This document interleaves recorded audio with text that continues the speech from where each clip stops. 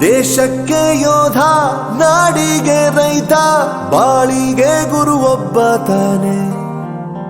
ಅಕ್ಷರ ಕಲಿಸೋ, ಅಜ್ಞಾನ ಅಳಿಸೋ, ಅವನೂನು ಅನ್ನದಾತಾನೆ. ತಪ್ಪು ಸರಿಯ ತಿದ್ದಿ ತಿಳಿ ಹೇಳಿ ಸಮಬುದ್ಧಿ ನಮ್ಮ ಚಿತ್ತ ಶುದ್ಧಿಯಾಗೋ ಹಾದಿ.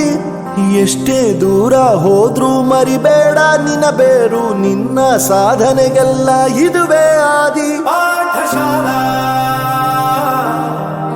ಪಾಠಶಾಲಾ ಪಾಠಶಾಲಾ ಪಾಠಶಾಲಾ.